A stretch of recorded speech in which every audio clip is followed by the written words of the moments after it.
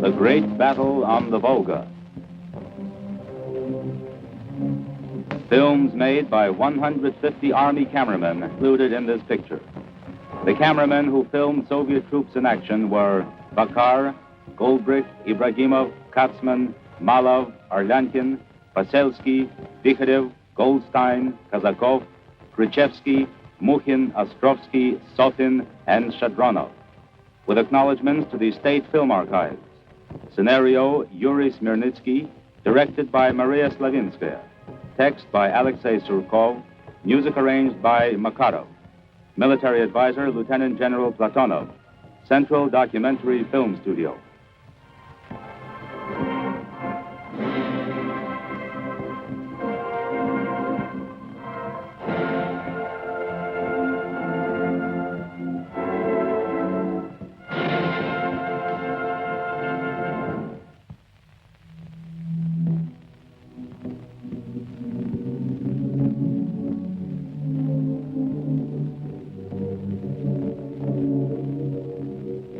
Bow your head, friend. Bow down to this earth that was torn up by shells, mines, bombs. This earth that was once sown with deadly metal.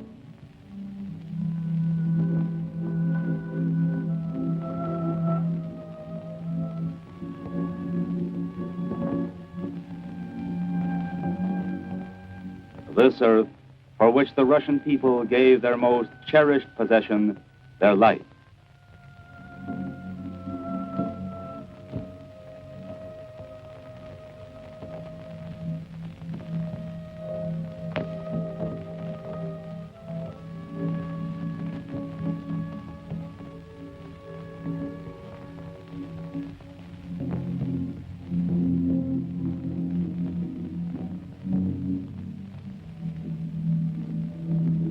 Mamayev Hill.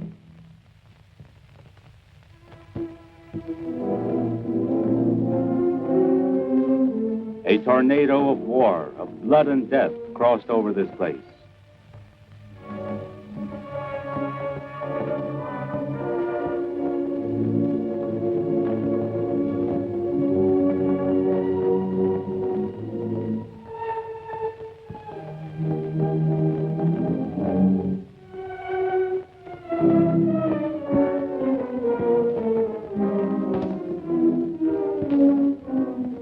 Bare your head, friend, when you step on this earth, which people all over the world now hold sacred.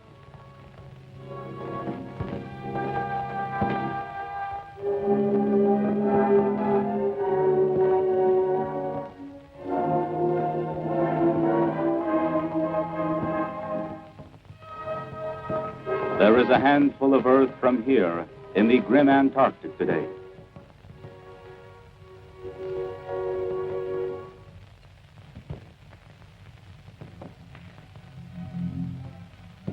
History, the people's memory, recalls to us those unforgettable days.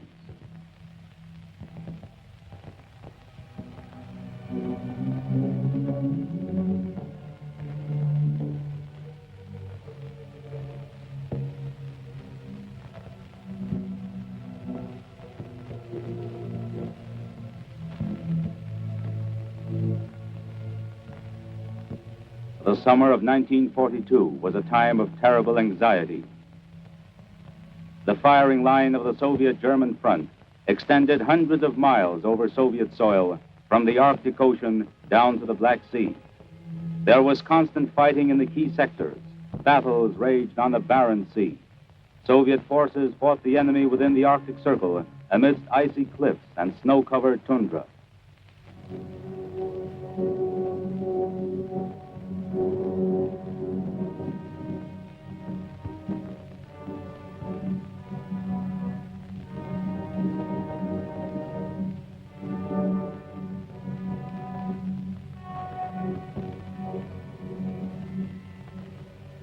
Heroic Leningrad, caught on the iron ring of enemy blockade, repulsed every attack.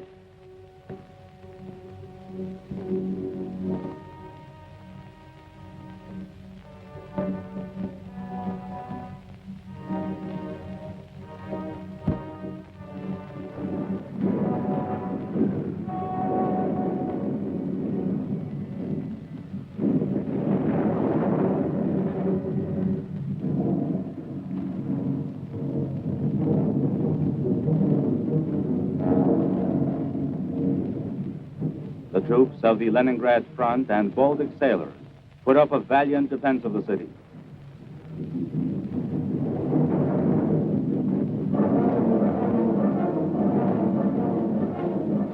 The front crossed through the ancient land of Novgorod. It was there, in the forests of Lake Ilmen, that the Soviet forces wore the enemy out in hard-fought battles.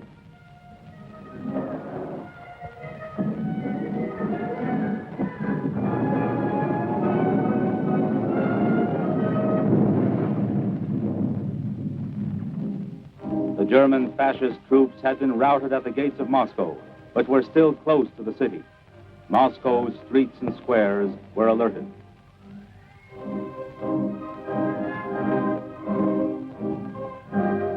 Soviet divisions to the west, covering the approaches to Moscow, were fighting continuously. Although the Red Army did not yet have superiority over the enemy, Soviet troops were consolidating the success won in the Battle of Moscow.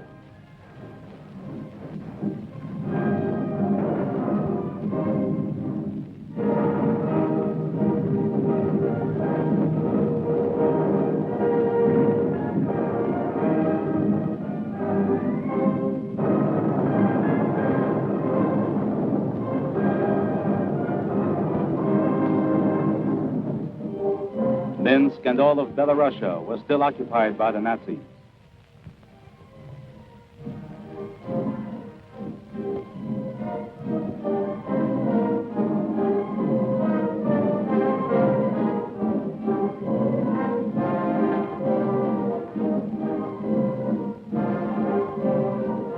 Day and night, their heavy jackboots could be heard as the Nazis combed the streets. During the first year of the war, the enemy had captured a large part of the Soviet Ukraine.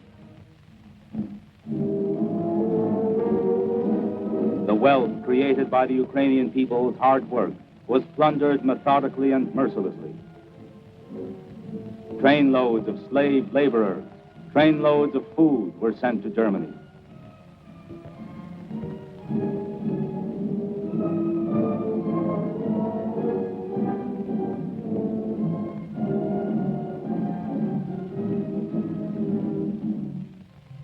At the extreme southern sector of the front, the besieged hero city of Sebastopol, cut off from the rest of the country, kept on fighting.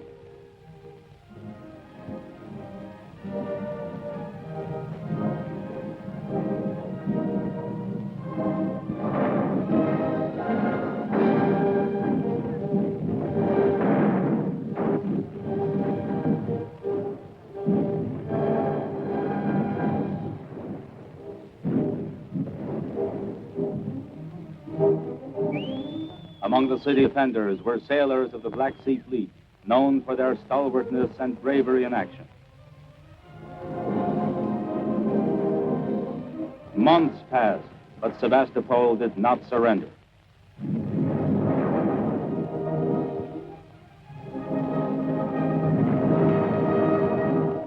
Aside from temporary successes, the first year of war brought the German fascist armies severe defeats at Moscow, Rostov-on-the-Don, and Tikhvin.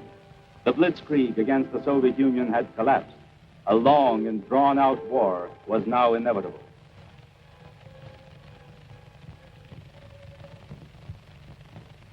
In the summer of 1942, the Hitler Command had concentrated shock groups east of Kharkov and Kursk and in the Donbass, with the aim of launching a major offensive, smashing the Soviet forces in the south and seizing the oil fields of the Caucasus and the rich farm regions of the Don, the Kuban, and the lower Volga. It was also the enemy's intention to cut off one of the key communication lines connecting the Soviet Union with her allies. Hitler's crack troops rushed into the offensive. The second front in Europe was still only a promise, so the German command was able to concentrate more than double the number of Soviet forces in the southwest sector. About 90 infantry, motorized, and tank divisions were thrown into the enemy offensive.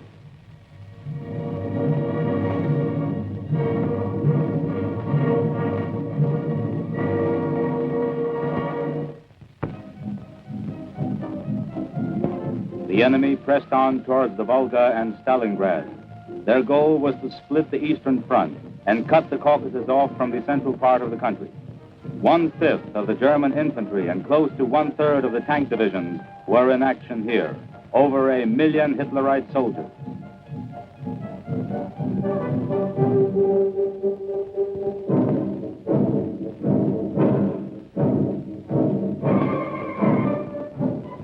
The Fuhrer demanded that his soldiers fight on to victory in the East, and so they marched on and on to their doom.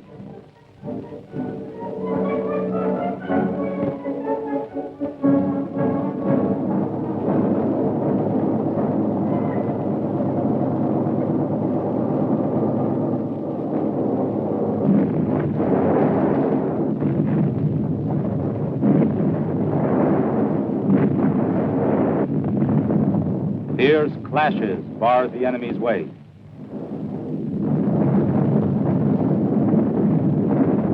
But the German offensive on the southwest sector continued.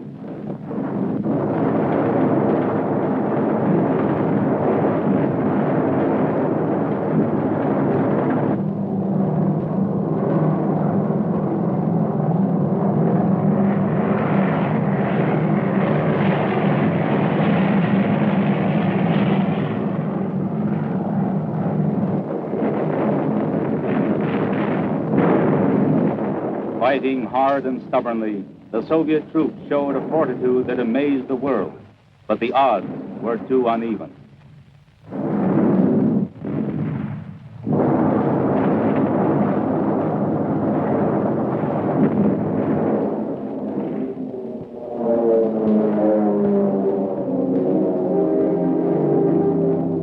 Again, as in 1941, the Soviet people tasted the bitterness of retreat.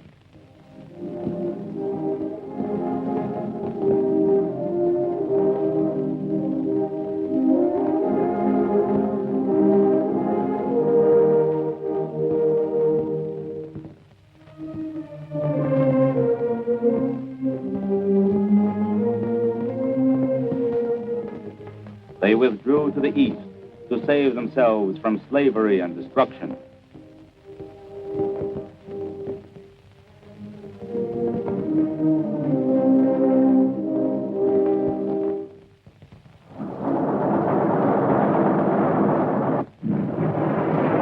One of the greatest battles of the Second World War began on July 17, 1942.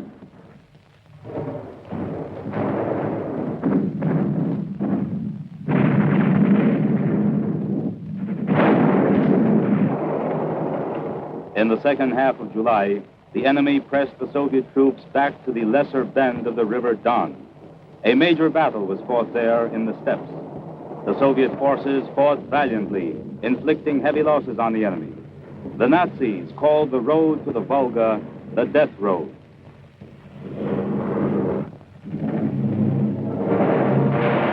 And still, by intensifying the strength of their blows, the enemy reached the Don over a wide front. They crossed the river at many points.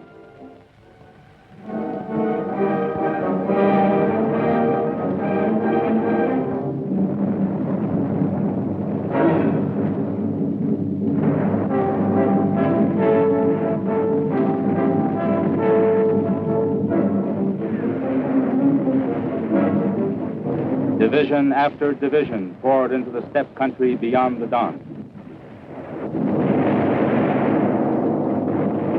Meantime, the German fascist command on the Caucasian sector sent units from 3 armies against the forces of the southern front. The enemy was in a hurry to capture the grain of the Kuban, and even more important, the Caucasian oil fields. Bomb blasts and the thunder of Nazi tanks shook the Kuban and Don steppes for hundreds of miles around.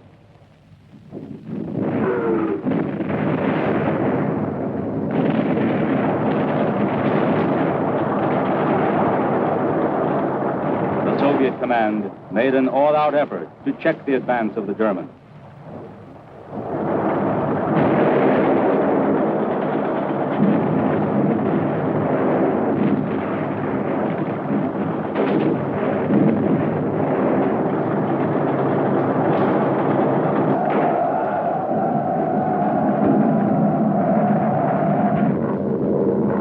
that time, the enemy still had the advantage in the air. But Soviet airmen were fearless in battle. They gave their troops good support from the air.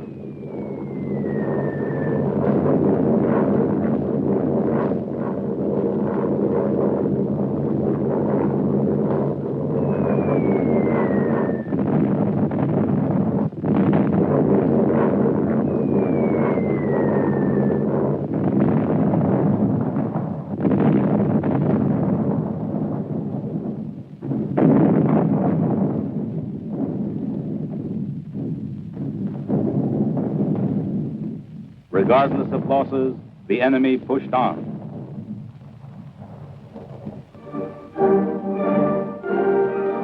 Stalingrad was in mortal danger. The local party committee called civilians and soldiers to the city's defense.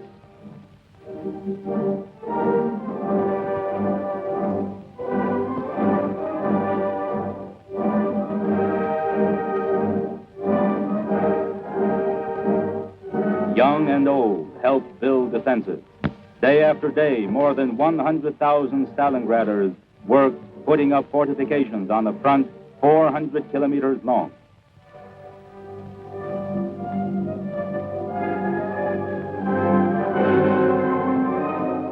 Soldiers worked alongside the townspeople.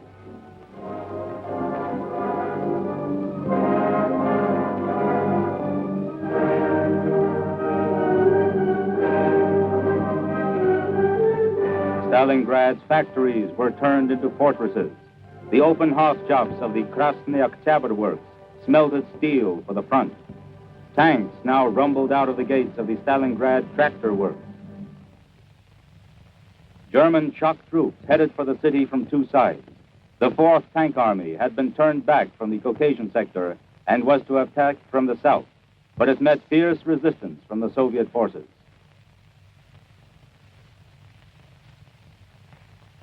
The 6th German Army struck from the west, and after a 3-day battle, effected a partial breakthrough to the Volga near the industrial settlement of reenactments. Fighting broke out at the immediate approaches to the city.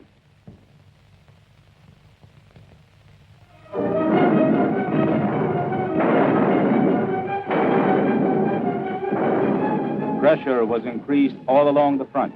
Nazi forces had come right up to the city. They cut off the railway connecting Stalingrad with Moscow.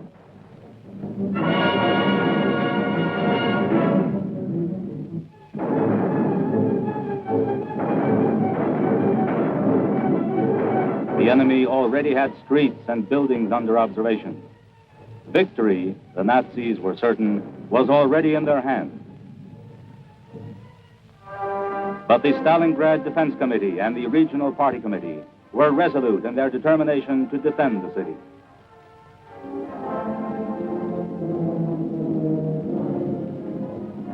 The main role in the defense was played by troops led by General Yeremenko, commander of the front, and military council member Khrushchev.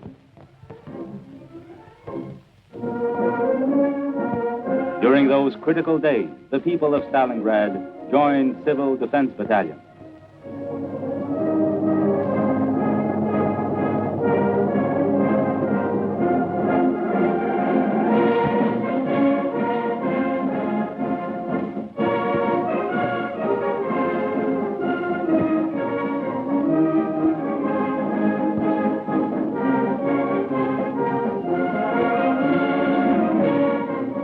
A supreme effort was made to withstand the enemy onslaught.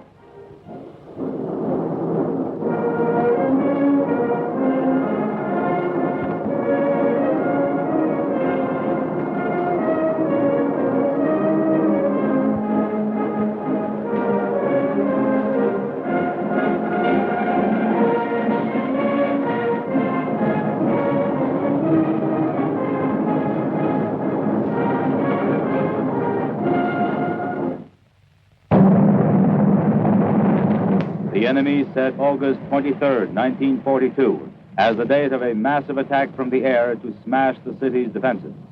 Hundreds of planes with black crosses on their wings carried bomb loads to Stalingrad.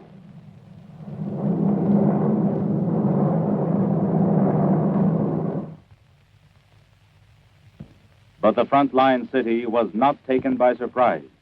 Vigilant watch was kept over the skies above the Volga.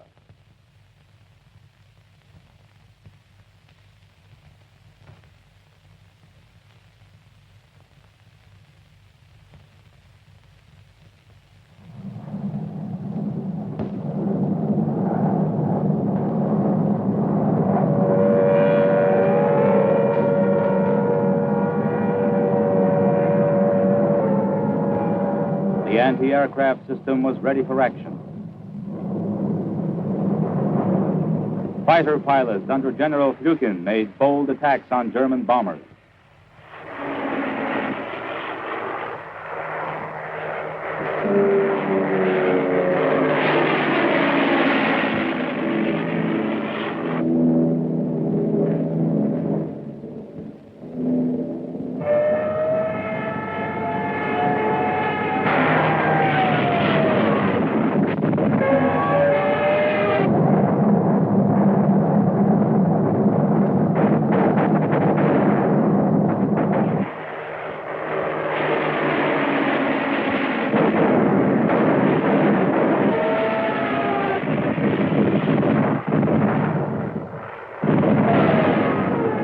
And many a fascist plane failed to carry out its mission.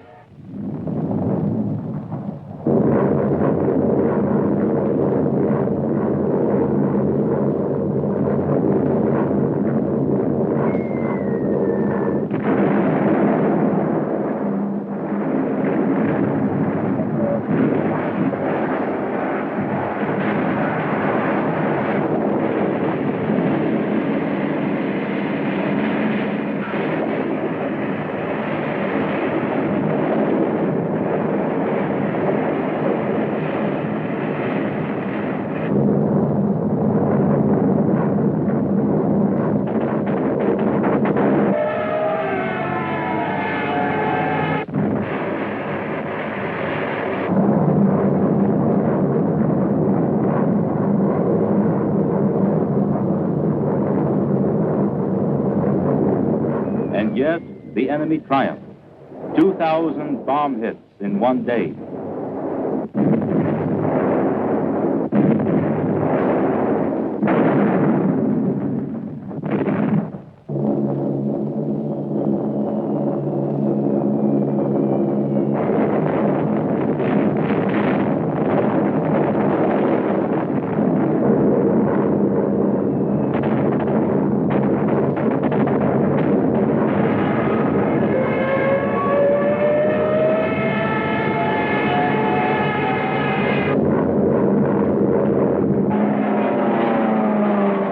By the end of the day, the Hitlerites had lost 90 planes.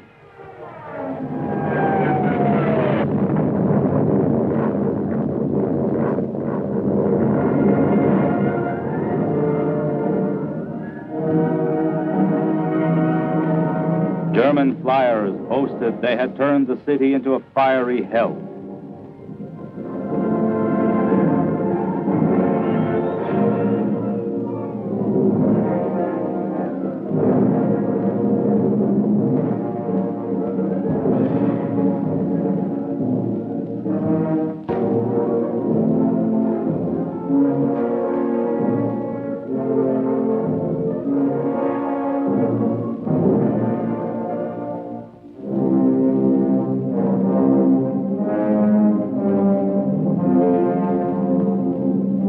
Valor almost beyond human conception was needed to continue fighting after such an air raid.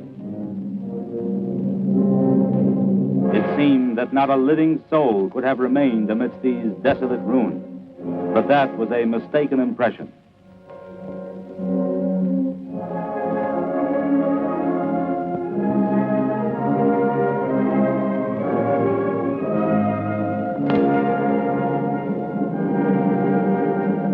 The survivors left their city, now reduced to ruins by fire and metal, and retreated beyond the Volga.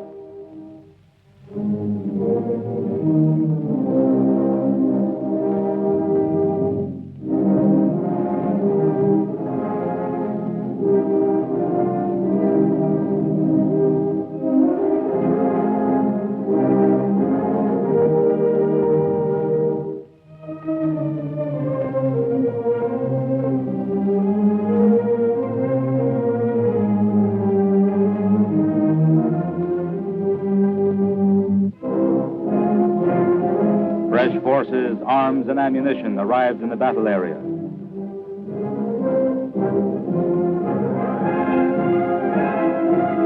Red Army reinforcements approached the city along the Volga and on roads across the steppes.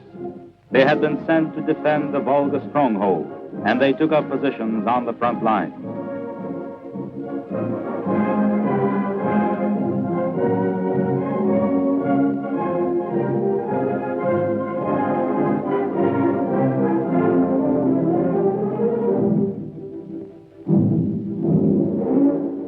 The air raid was the signal for a general and decisive attack by the Germans.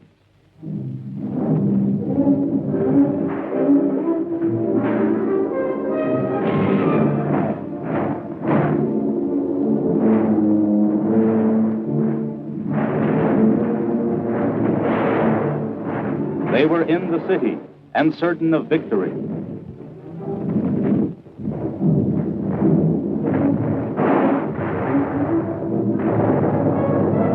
Suddenly, the Soviet forces rose up from the ashes and rushed into a counterattack.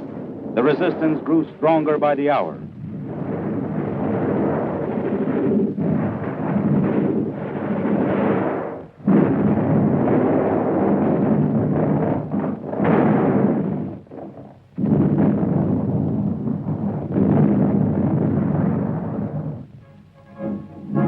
Hitler had congratulated his generals too soon. Too soon had they made lithograph stones boasting that the city on the Volga had fallen. Too soon had they struck this medal in honor of the city's capture.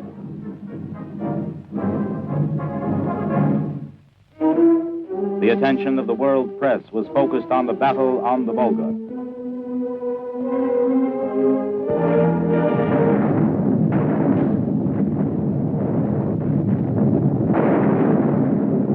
In September, the troops of the Stalingrad and southeastern fronts struck a number of counter-blows that weakened the enemy.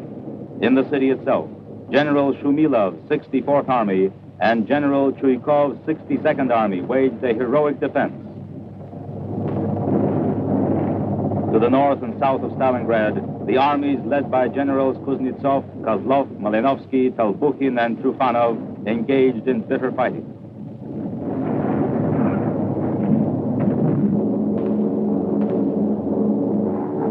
While attacking the Volga stronghold, the Germans also continued their advance on the North Caucasus, whose grain and oil were such a great temptation. Here they managed to press back the Soviet forces and enter Krasnodar.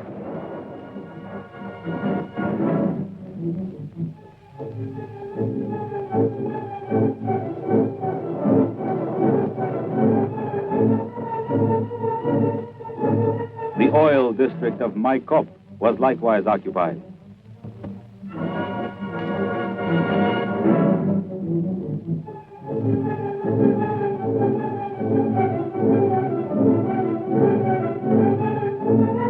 German fascist troops reached the Caucasian mountains with the goal of capturing the passes in the main Caucasian range.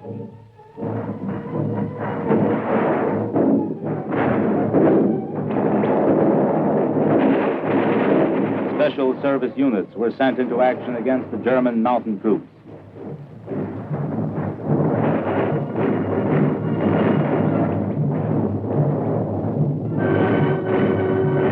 There were fierce clashes high up amidst cliffs and crevices. The enemy's way to the southern slopes of the mountains was barred.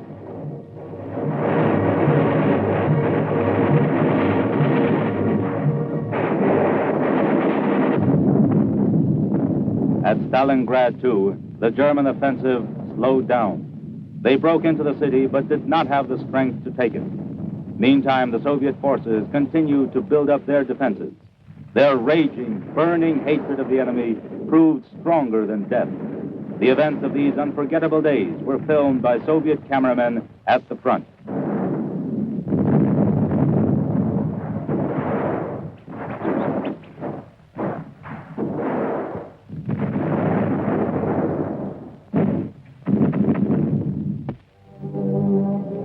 The 62nd Army of the Stalingrad front, which had been squeezed right up to the Volga, fought under unbelievably hard conditions.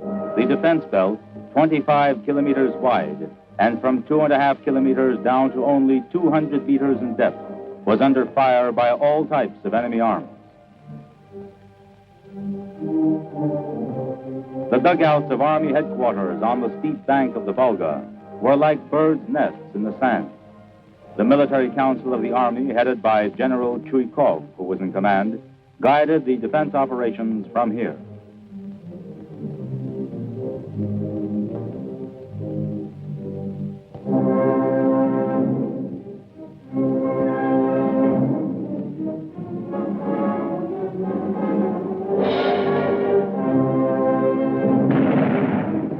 The men of the 13th Guards Rifles Division, commanded by General Radintsev, were outstanding among the city's defenders for their courage and valor.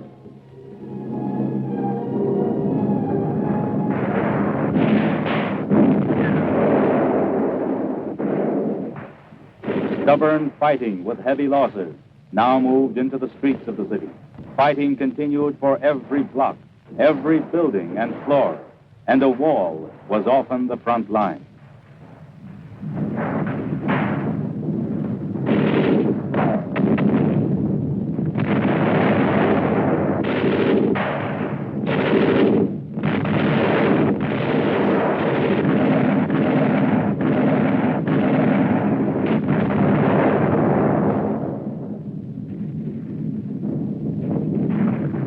Sniper Anatoly Chekhov shot down many a German soldier and officer.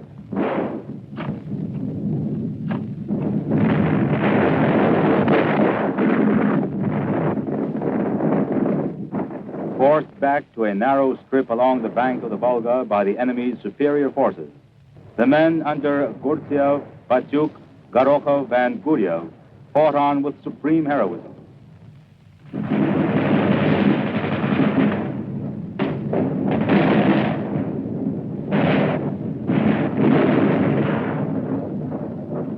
History has not left us the names and ranks of those who laid down their lives in the fighting on the Volga. But the Soviet people cherish beyond measure even these nameless film records.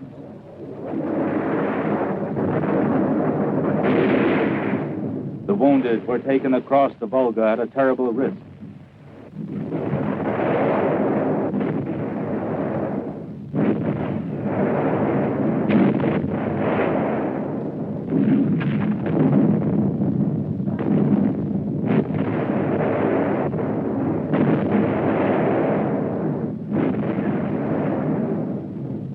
This was known as Ludnikov's Island.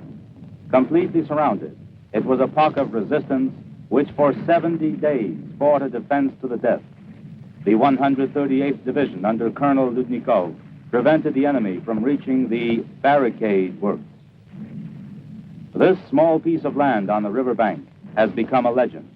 It extended 400 meters along the front and was 300 meters in depth. From here, reports were sent to Army headquarters. These brief words meant so much. Exceptionally hard, fierce fighting. 14 enemy attacks repulsed by artillery fire, counterattacks, and hand-to-hand combat. The enemy has reached the Volga on both sides. They're firing straight through the division's formation. It was impossible to stand up to this, and yet they did it. Not a step back. The party's order came through, and that meant an order from the whole country and the Soviet people.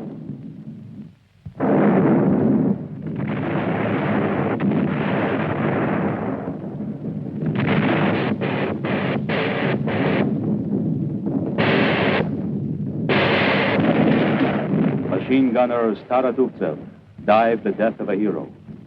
It was an unwritten law of frontline brotherhood that the living gave an oath to those who had been killed. We'll stand to the death.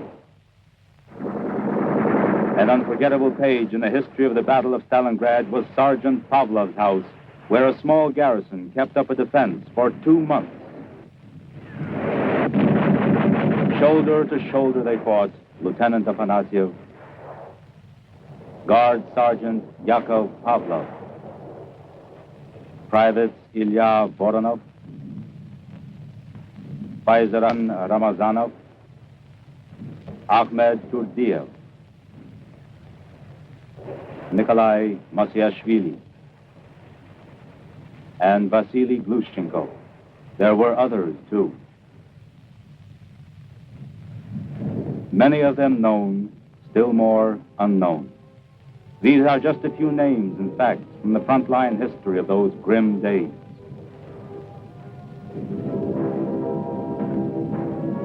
Vasily Zaitsev, hero of the Soviet Union, wiped out 300 fascists. A super sniper was brought especially from Berlin to get rid of him, but Zaitsev got him, too.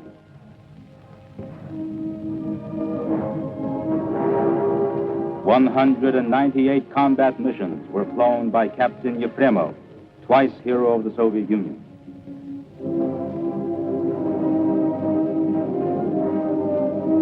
Red Army men Alexei Vashchenko and Nikolai Serdyukov sealed up enemy firing positions with their own bodies. After pouring liquid fuel over himself, Private Mikhail Panikacha hurled himself at a German tank, a living torch, and set it ablaze. Ilya Kaplunov of the Soviet Navy destroyed 9 tanks in a single battle, the last after his own leg had been torn off.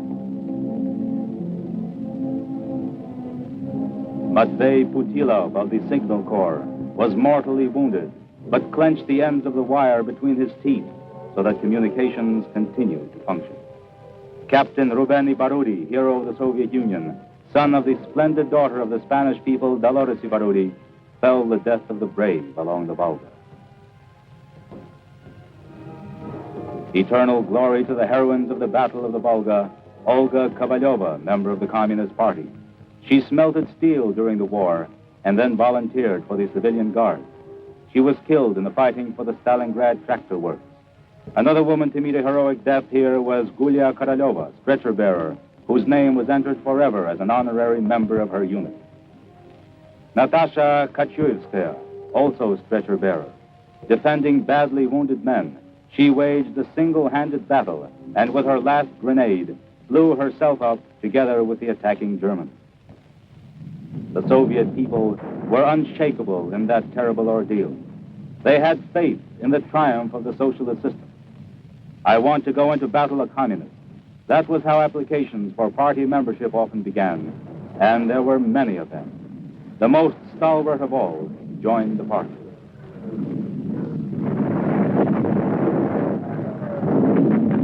They received their party cards at the front line.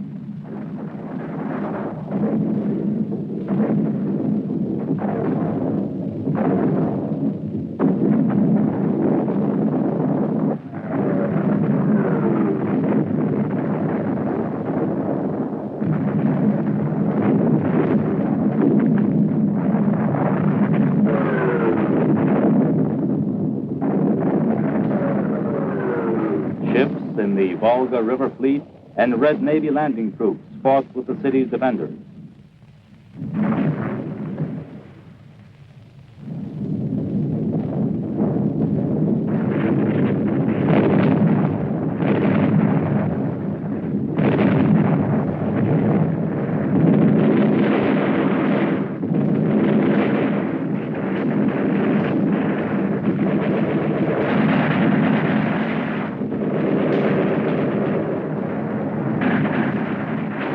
Defending Stalingrad.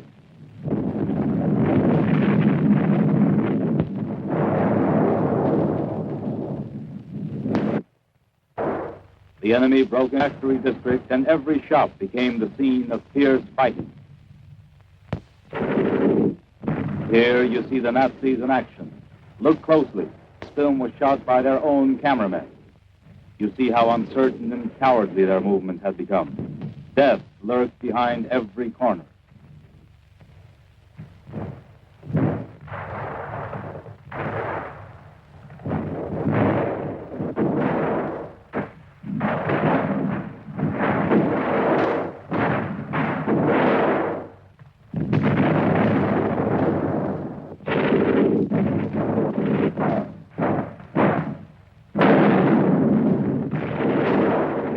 Soviet soldiers adapted themselves to fighting amid the ruined buildings.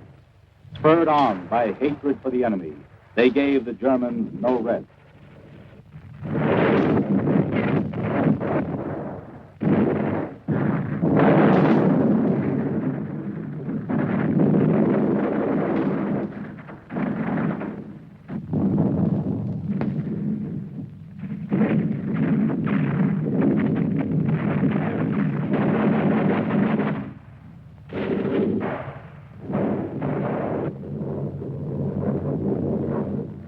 Badly entangled in street fighting, the Germans attempted to crush the Russian defenses from the air.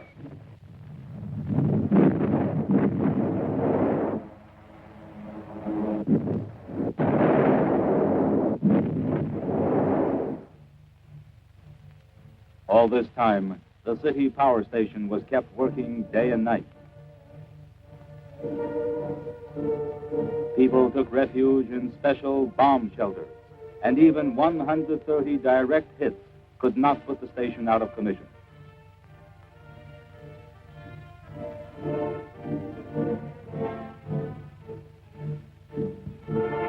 In the southern part of the city, near the shipbuilding yards, the work of repairing damaged tanks went on day and night. From here, they were driven straight to the front line.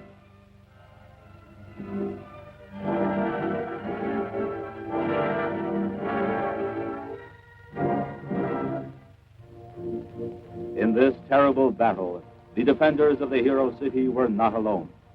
All the Soviet people were with them, the entire multinational country, closely united by the Communist Party and its Central Committee. Everything for the country's defense, all as one man to the struggle. Old-timers, veterans of the first 5-year plans, went back to their machines.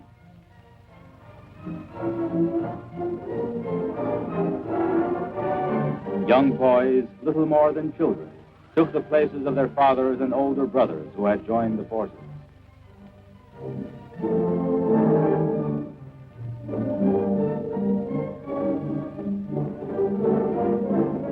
Girls did their share too. Everyone who could help forge victory.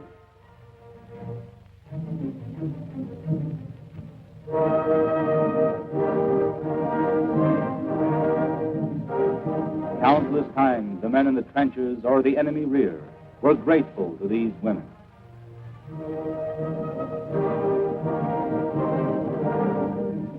Millions of husbands were now soldiers. Millions of wives, sweethearts, and sisters helped the war effort on the home front.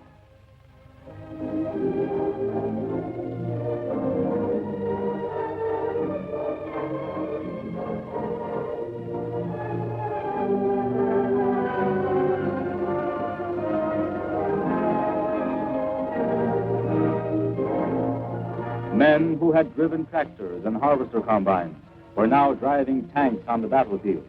It was the women who plowed, planted, and harvested. In the republics of Central Asia, women grew food for the front.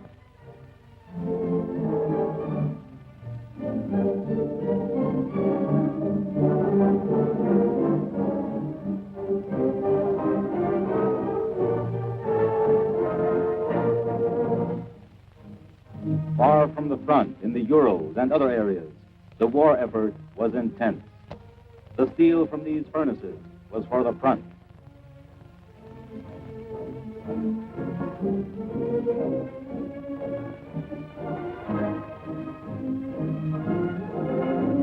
More tanks, more fighting machines of all kinds were urgently needed. More bombers and fighter planes.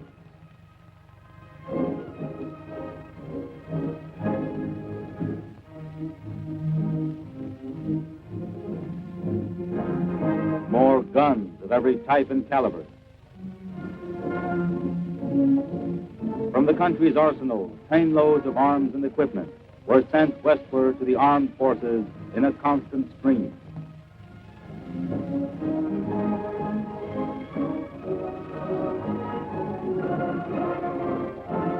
On decision of the State Defense Committee, fresh units and formations of all arms were brought up to the battle area. Tank units that had been deformed anew moved steadily in. The reserves sent into the fighting were now well equipped, well armed, and well trained.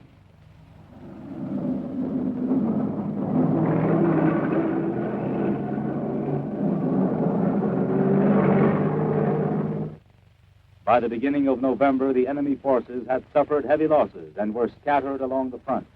The main enemy grouping of 22 divisions were at a disadvantage. The Soviet forces held firmly to their positions on the right bank of the Don, northwest of Stalingrad, and the exits from the Lake District south of the city, and then gripped both flanks of the enemy troops in a pincer movement.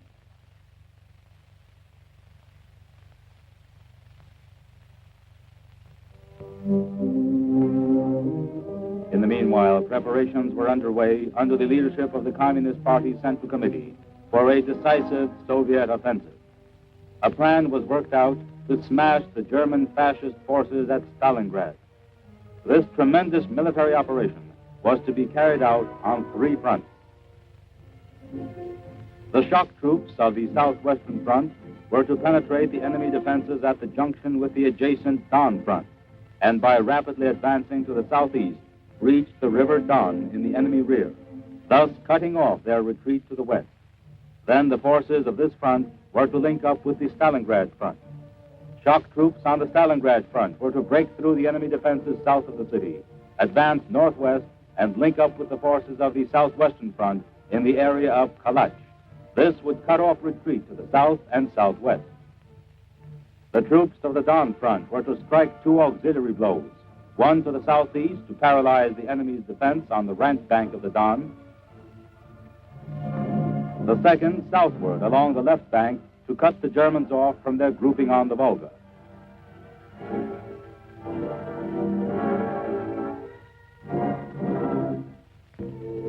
General Yeremenko, himself wounded, conferred military decorations on his soldiers and officers.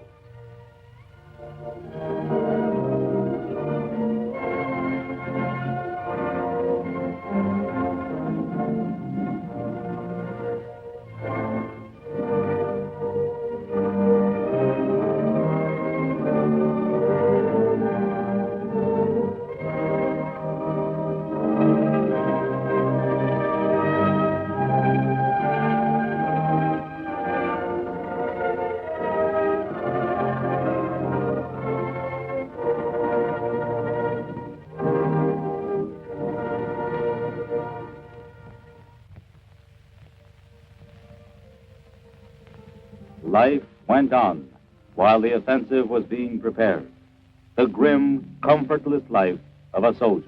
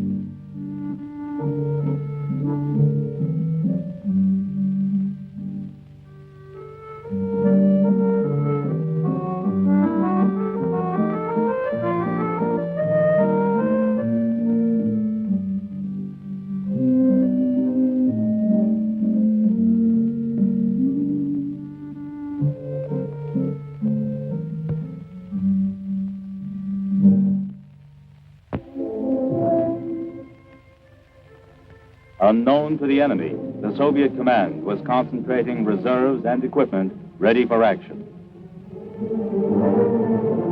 Work continued day and night on the Volga crossing. This was a front line in every respect, and thousands of people displayed courage and endurance under constant enemy fire.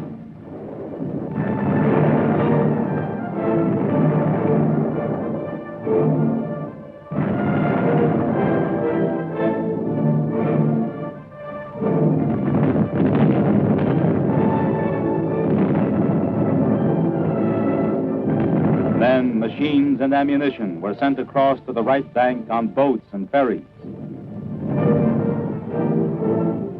Military commanders and old-time Volga navigators took their places side by side on the captain's bridge.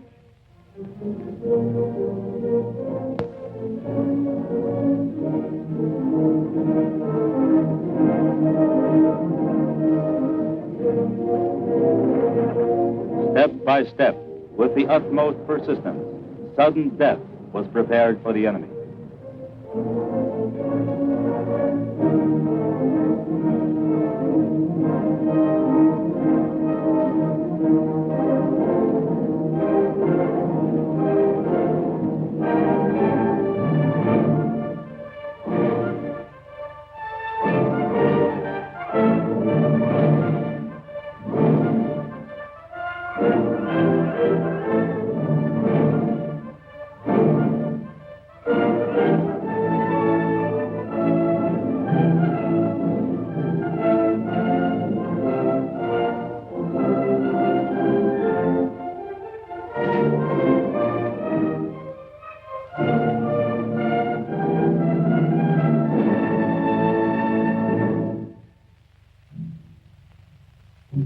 And the enemy was kept under constant observation.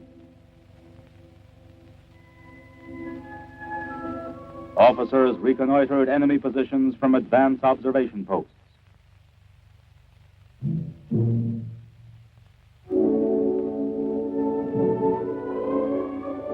Then, one day, the three fronts went into coordinated action. The Stalingrad front under the command of General Yeremenko, Military Council member Khrushchev. The Southwest Front, commanded by General Vatutin. The Don Front, under the command of General Rokossovsky.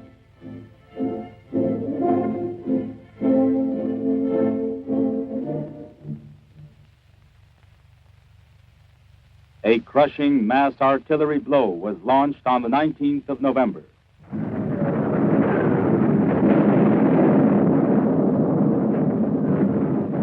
The day the Soviet forces began their offensive was the beginning of the end for the fascist hordes that had marched to the Volga.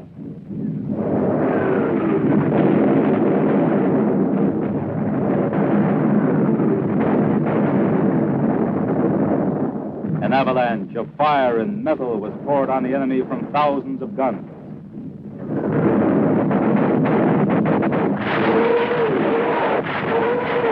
Like fiery dragons, the rockets of the famous Katyusha mowed the enemy down.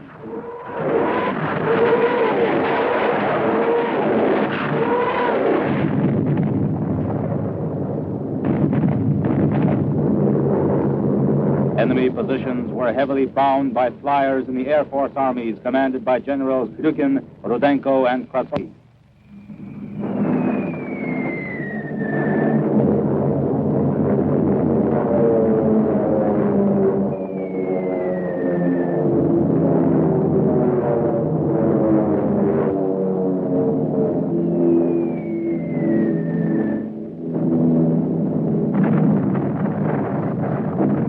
When the German forces had been stunned and deafened by the Soviet artillery and Air Force, the big attack began.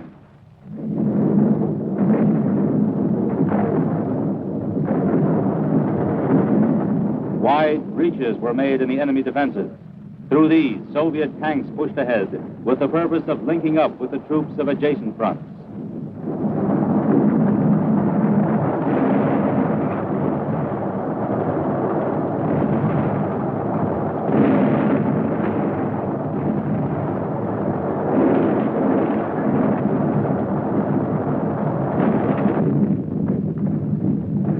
Soviet cavalry forces raced through the breach toward the German rear.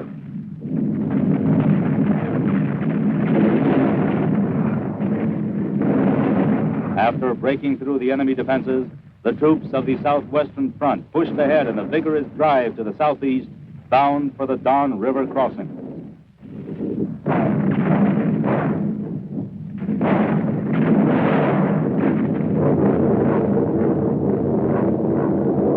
A day later, on November 20th, the forces of the Stalingrad front also struck heavy blows at the enemy.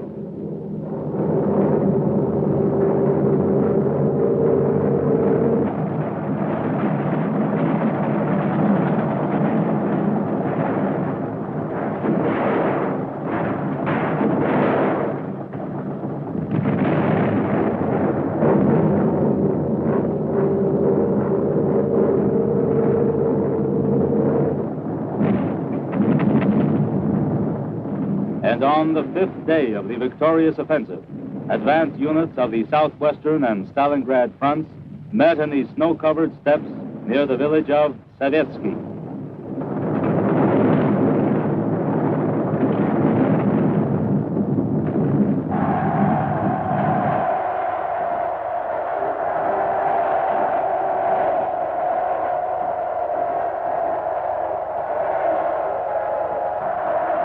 On November 23rd, exactly according to plan, the steel ring around the German fascist grouping between the Volga and the Don was closed.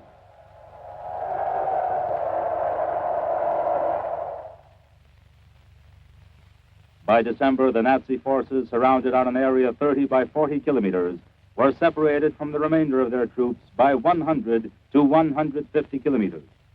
To relieve their encircled grouping, the Germans now formed a new group of the Don Army under the command of Field Marshal Manstein. It advanced from the Kotelnikovo area in order to join the encircled forces. The enemy onslaught was repulsed by the 51st Army under General Trufanov and General Malinovsky's 2nd Guards Army. The Soviet forces pressed ahead on the Donbass and Rostov sectors, threatening the enemy's entire southern grouping and forcing the Germans to make a hasty retreat from the North Caucasus. The fate of the enemy's surrounded troops was now decided. The Nazi command tried to use transport planes to supply their forces with food and ammunition.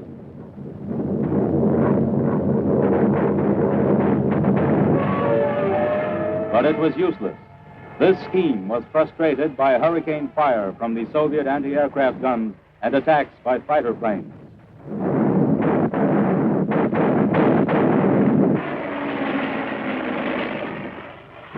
But the encircled enemy continued to resist. Troops of the 62nd Soviet Army were engaged in constant fighting amidst the ruins of Stalingrad. Stubbornly and without let-up, they smoked the enemy out of every trench and every cellar.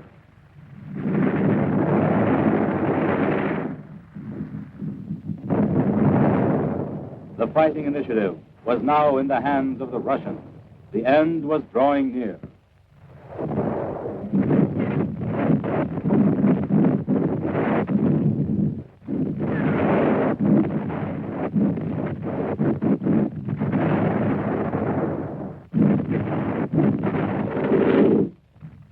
The plan was to slice up the enemy's besieged group by blows from different directions and mop up unit by unit.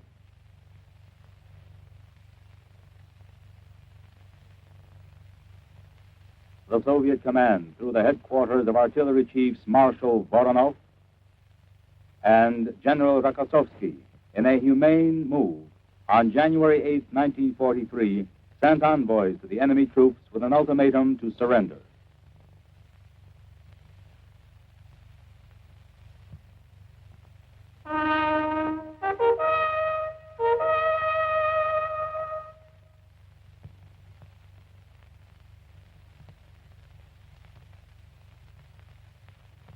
When the time limit was up, the order was given to advance.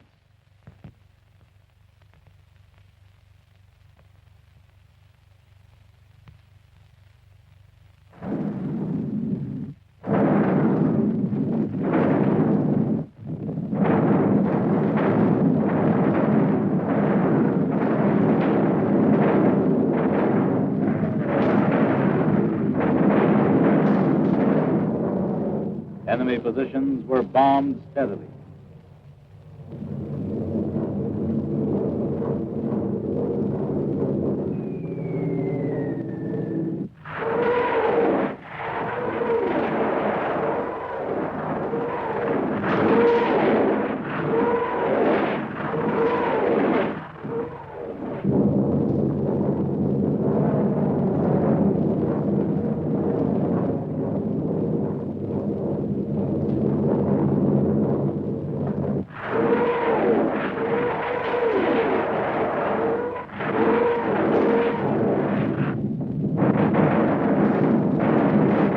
On a bitterly cold January day, after the artillery had pounded the enemy lines, the infantry went into action.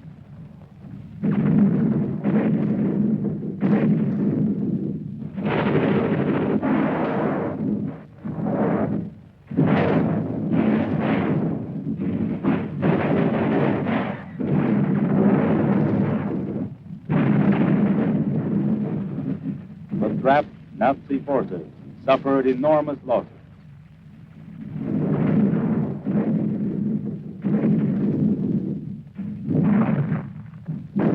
The land along the Volga was strewn with smashed enemy equipment.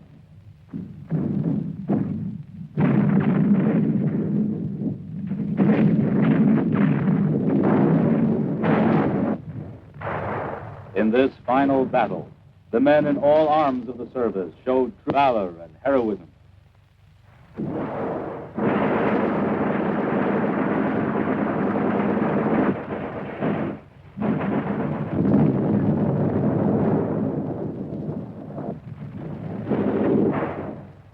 The enemy could no longer stand up to the pressure.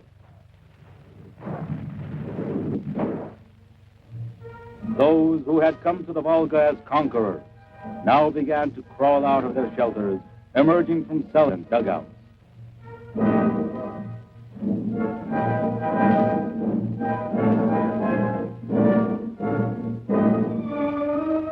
In the meanwhile, units of the Don Front, after smashing the enemy's last defenses, had linked up with the city's defenders.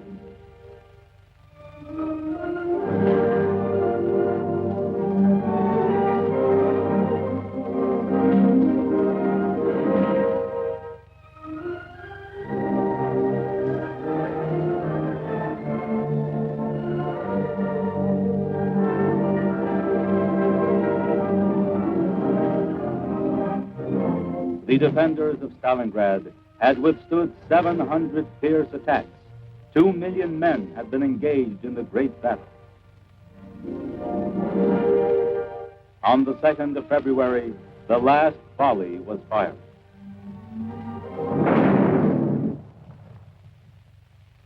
Quiet reigned in the city for the first time in 200 days.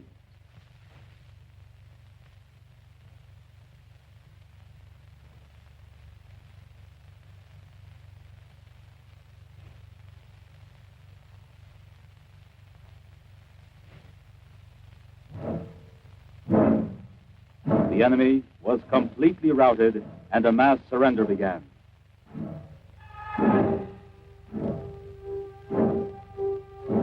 This was the way they stood when Hitler sent them to a criminal war. And this was how they now stood before the Soviet people.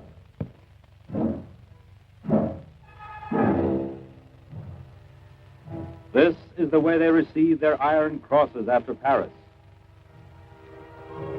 And these were the crosses they got in Soviet Russia.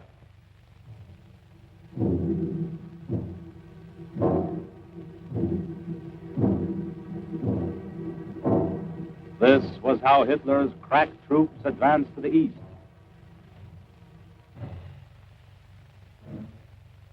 And this was the way they left the banks of the Volga.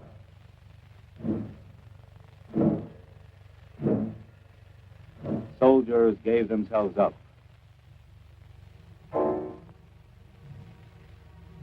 Officers surrendered.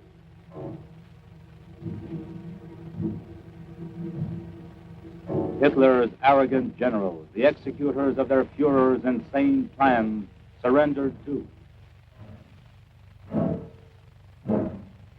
The commander of the 6th Army, Field Marshal von Paulus, also surrendered.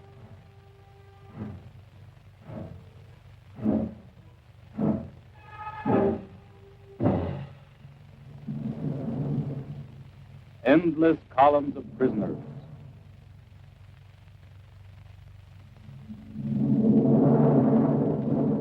The Soviet forces smashed 5 fascist armies in the fighting between November 19th and February 2nd. Germany lost 33 divisions and 3 brigades completely. 16 divisions had lost more than half their men. 91,000 enemy soldiers and officers surrendered.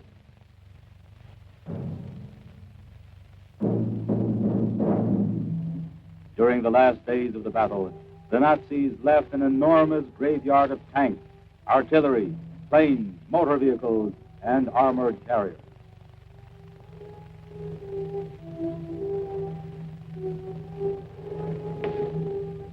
These fighting machines had covered the roads of vanquished Europe on the ground and in the air.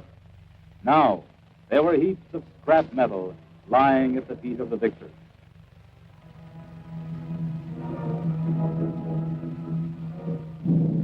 Never in the history of warfare had a huge army suffered a defeat like this.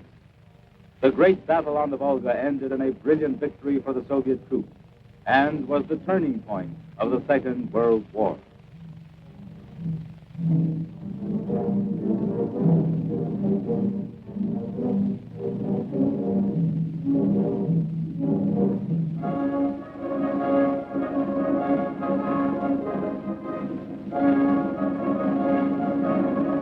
The Soviet victory was celebrated joyously. Red Army soldiers, officers, and generals gathered on the city square surrounded by ruins.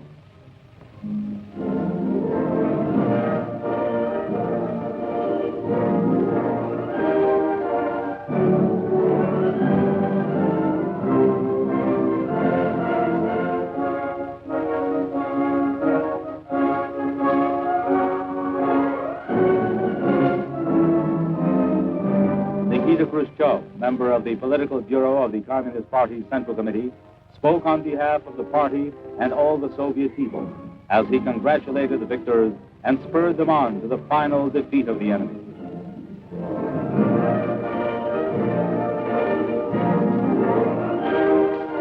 Now that the fascists had been defeated on the Volga, the Soviet forces advanced westward. The dawn of victory over fascism could be seen in the fires of this great battle.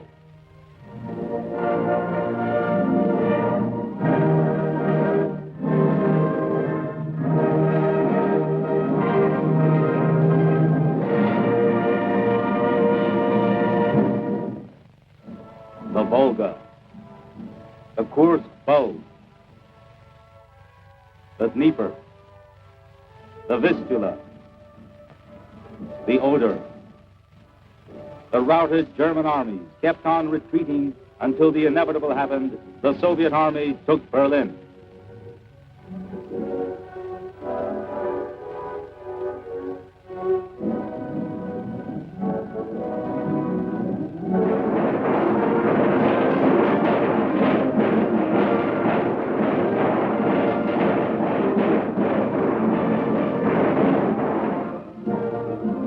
Hitler Germany surrendered unconditionally.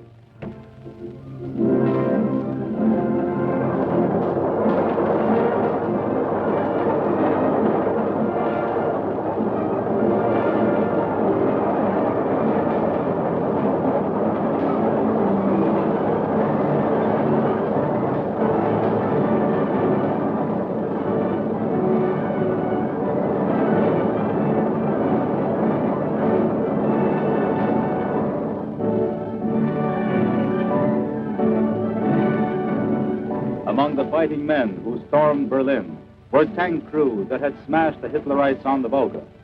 These were soldiers who had covered the entire road from the banks of the Russian River to the Elbe.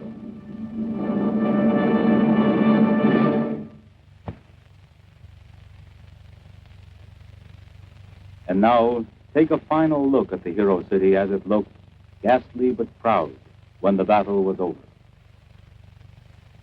This is a story to tell your children and your grandchildren.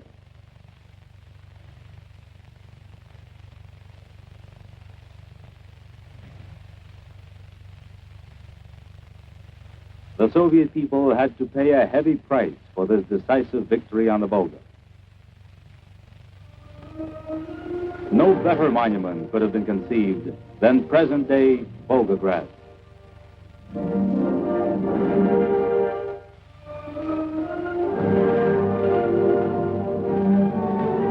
The Soviet people do not bear ill will, but looking at what they have built up, can you ever forget the ruins and issues of war?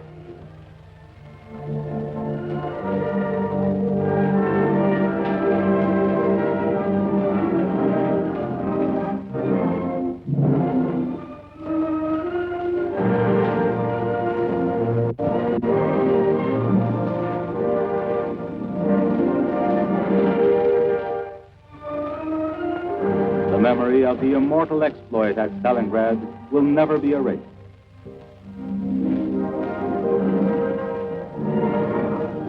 This was an exploit of another kind, an exploit by building workers. They found the ruins of the old tractor plant and gave it.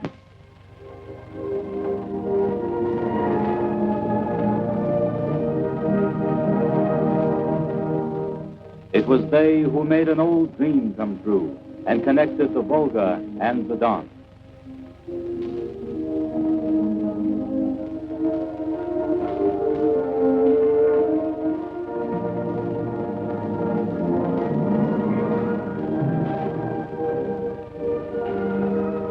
They harnessed the Volga and channeled it into turbines.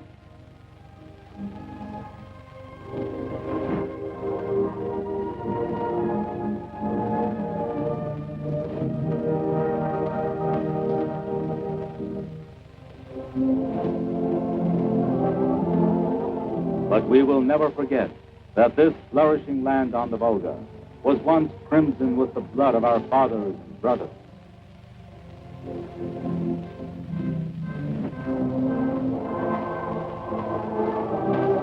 We will never forget.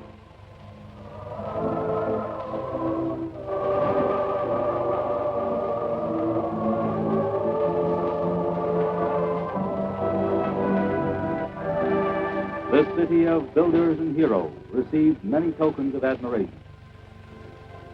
President Roosevelt sent this scroll on behalf of the American people.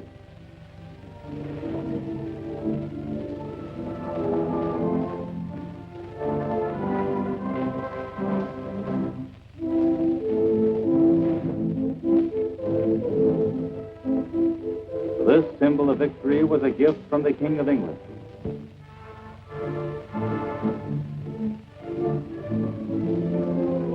A battle shield was sent by the Emperor of Ethiopia.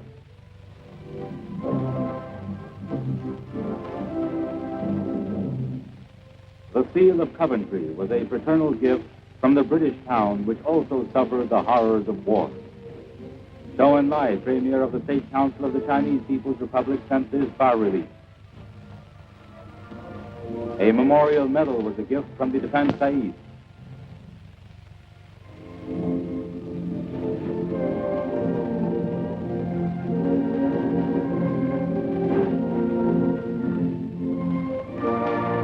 Visitors from all parts of the world bow their heads in memory of the heroes of this battle. A delegation from France.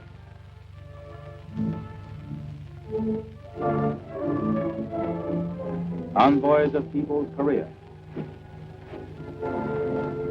State leaders of Indonesia.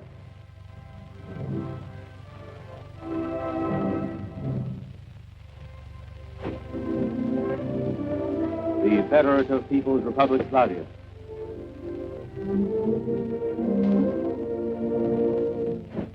Representatives of the people of India.